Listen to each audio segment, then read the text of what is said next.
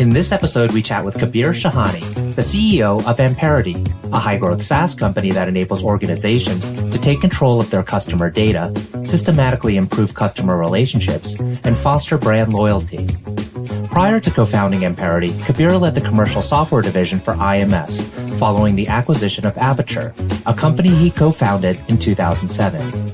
He's raised over $180 million from notable investment firms, including Tiger Global Management, Madrona Venture Group, and HighSage Ventures. We hope you enjoy the show. Kabir, thank you so much for taking the time. It's a delight to chat with you today.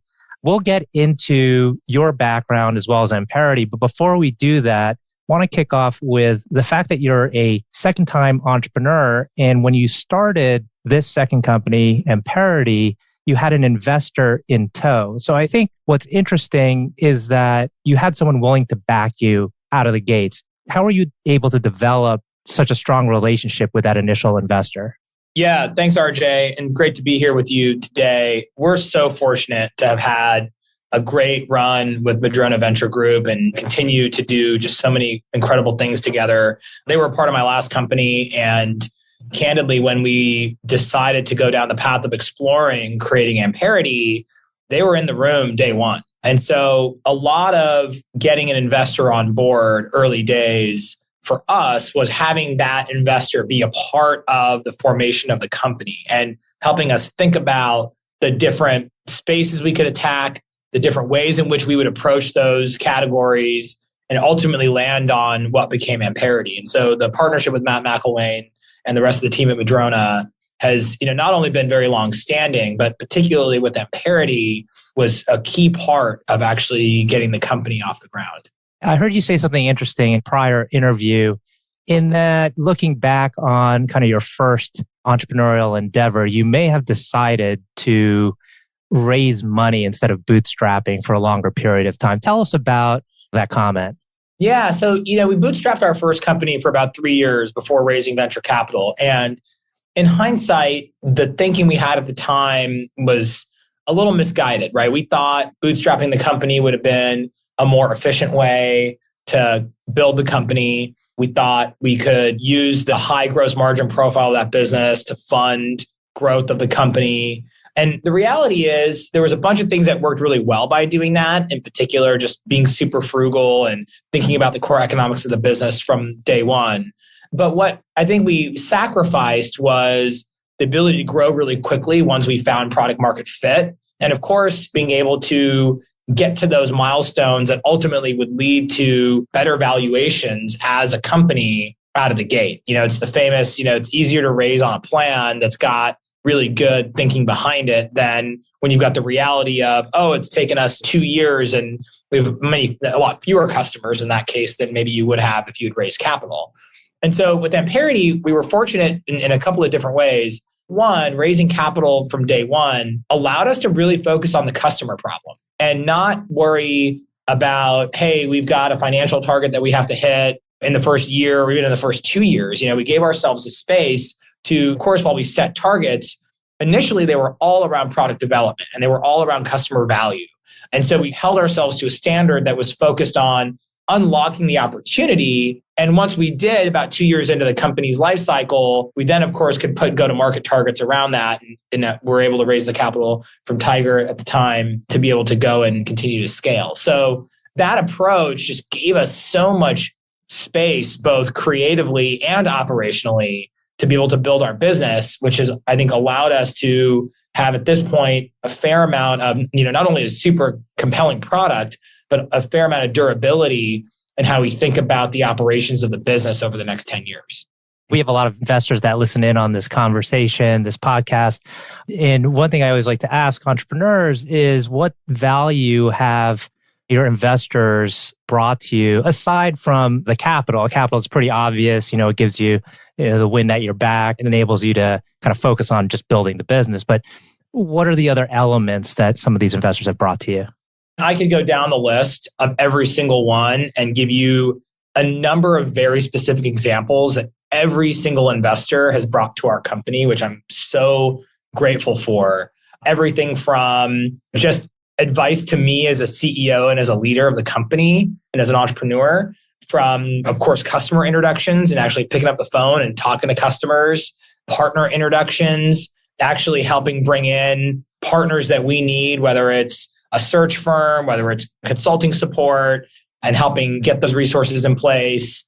And of course, strategically, all of our investors have been very engaged on an annual basis at a minimum, in almost all cases more frequently than that, and really thinking about the strategy of our business and where do we want to go. And I find those perspectives so helpful because we have a wide range of investors that have a wide range of capital deployed both broadly and in the company.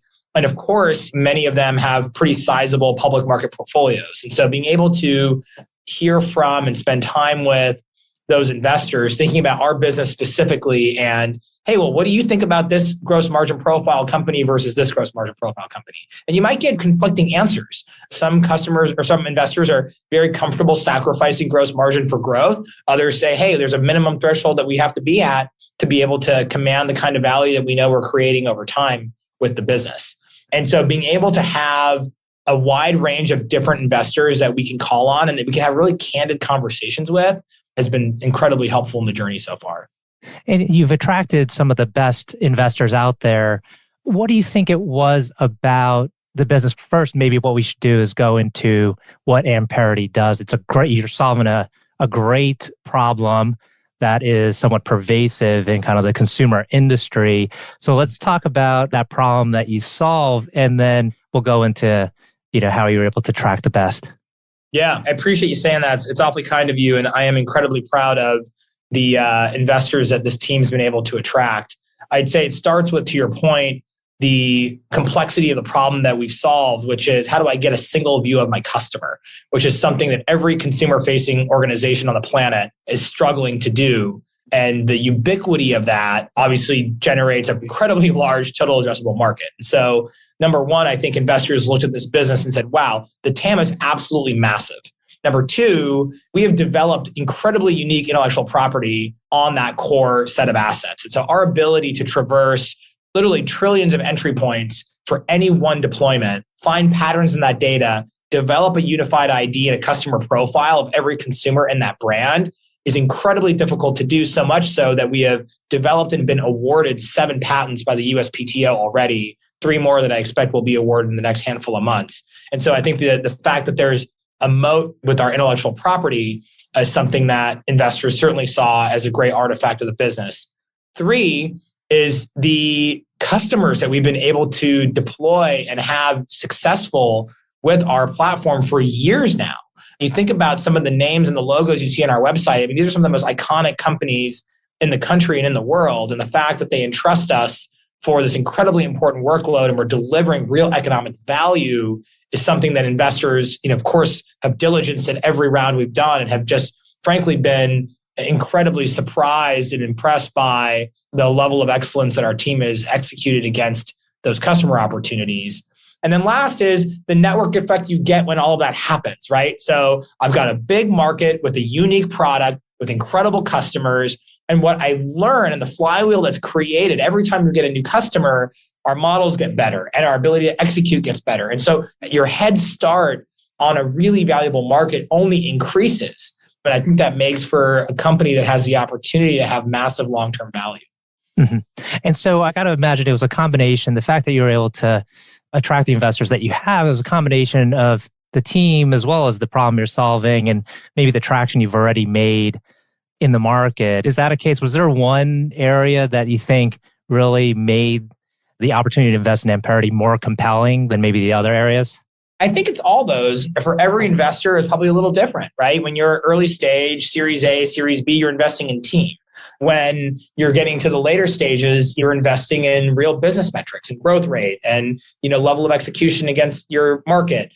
And so I think it's been a little bit different over time. And certainly we're now at a position where it really is about the scale of the opportunity and our ability to have the systems in place that let us capture as much of that opportunity as we deserve to capture. And when I heard you describe how you've been scaling, it's almost like you have to rebuild the company as you go from one significant milestone to the next. And it's sort of the way I was thinking about it is it's kind of like a step function. And so what step function is it now that you're in? Can you tell us about like where you were and where you're going? Yeah, you're absolutely right. It is step function. And I wouldn't describe it as a rebuild as much of a remodel. And it's a kind of and I think being really introspective at every stage in the growth cycle and saying, hey, is the way that we do this, whatever this is, it could be everything from how we do our annual planning to how we do our monthly operational reviews to how we do our all hands meetings, and let alone how we build product or how we go to market or what our plays are with the sales team and all those things. I mean, every company at every one of these different stages has to be introspective and say, should we still be doing it the same way? And it's hard to ask that question, but it's very important that we do that because I think it highlights where it's worth investing in that remodel, so to speak, and where it isn't. And in our case, we're in the middle of, I'd say, a bunch of stuff that has worked really well for our business in the past 12 months. We just got to keep doing, and we got to do more of it. And so there's a little bit of just do more faster. And the second part, which is very new to our stage, is the ability to really invest in the long term. And so for the first time, we have now started actually building teams, making meaningful investments in things that we don't think are going to generate returns for us until 2023. But we're starting to do the work now. And I think that's a very new muscle for us. And it's been super exciting and frankly, a little daunting to think about how many things are on the backlog that aren't necessarily our core business, but are accelerants to our core business that we want to go experiment with. And even just figuring out how to prioritize, you can't go do everything on that list. And so what do you do first? But it's really fun and really exciting to be at a spot where we can finally be thinking about what does the 3 to 5 year horizon look like? And it's not just about the next quarter or even the next year. Well, one part of scaling, obviously, is recruiting and finding the best talent. Have you been able to crack that part of the business building process? Meaning, do you feel like you've optimized the way in which you recruit? It's funny you talk about the different stages and we're talking about this idea of where do you rebuild and where do you not. There's also market dynamics. And we all know, try to not roll your eyes, but the great resignation and shifting talent, and obviously a new world of some companies are virtual, others are more hybrid. And so people are making a lot of decisions about where they want to work and how they want to work and the kind of work they want to do. And I'd say for us, our core motion, at least around, I'm a big believer, and obviously as a CEO, you invest a lot of your time in recruiting management teams. I mean, I think a lot of my job is hiring and firing management teams. And so I spend a lot of my time ensuring that we continue to recruit the best and help support and grow executives in the company and giving them the support and the tools and the resources to grow and scale their teams. And certainly we've just undergone over the past 3 to 4 months, a lot of work in scaling out recruiting, ensuring we're telling our story with a lot of specifics and helping people really understand who we are. The next phase of that for us is employer branding and making sure that we're putting real scale behind how we think about hiring. Because the next chapter of our company is entirely focused on how to help get people in the company, get them productive, give them the support that they need to move the metrics that matter for the business. And how you build that system is a totally different set of work than we've had to go through, in the first 5 or so years of our life as a company. Mm-hmm. And presumably, given what's been happening in the labor market and wanting employees to feel more kind of vested in what they're doing, what do you think is the most important thing for an employee to know as they begin working and frankly continue working for Amperity? Yeah, for us, it is very much we want you to be you. And I think authenticity and building community where you can have support for the things that you care about is a really important part of who we are as a company. And I mean that both professionally in terms of the nature of the work you do, the span of control that you get in terms of doing the things that you know are going to matter to scaling and growing our business, and what matters to you personally. Of course, there's been a tremendous focus on DE&I for many companies over the past 12 to 18 months. And in our case, despite the fact that I consider myself an underserved minority, that was not something that was driven by me. That was something that there were many people in the company that on their own said, hey, creating more diversity and inclusion in our company is really important to me. And Amperity is a platform, as a company is a platform that gave them the space to go and make investments there and to go and drive the metrics that we want to set around how we want to increase the representation of people of color, how we want to increase the representation of women in the business. And it's really fantastic when you sit in my position to be able to say, wow, I've got so many wonderful people in the company that are using their own personal passion in this area to create better business outcomes for us. And so our focus is entirely on supporting and empowering those people to bring their whole self to the company and to their job. Fantastic. And I'm eyeing the clock here. We're coming up on time, but I do have a couple questions I'd like to end with. The first is, can you tell us about a leader that you particularly admire? It could be in business or it can be in another walk of life. Just someone who has the characteristics that you kind of would like to emulate. Yeah, I'm really fortunate that I get to spend a lot of my time working with two incredible CEOs. One is Kevin Johnson, the CEO of Starbucks. The other is Rajiv Singh, the CEO of Accolade, both on our board, both very actively involved in the company.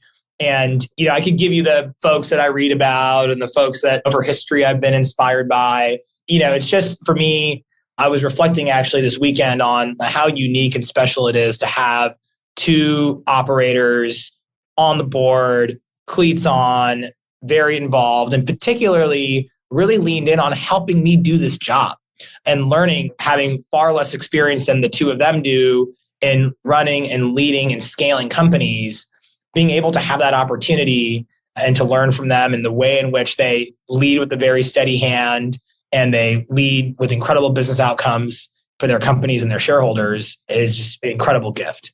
Last question. Is there a book, and I typically just say book, but I'm going to extend it to movie. Is there a book or movie that you've read or watched that has had a particularly profound impact on you? Yeah, the one that comes to mind, I would say with the most profound impact came before I started Amperity.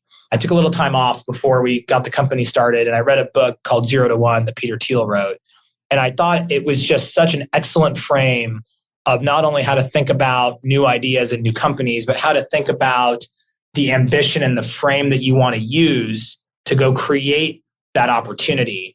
And it was really very inspirational for me in helping kind of decide which path I went down and if the particular idea, in this case, building Amperity, actually met the standard that I had for what I knew was possible in the space, and just how to think about being ambitious and aggressive and going after the opportunity. So must read for any entrepreneur, in my opinion. Excellent.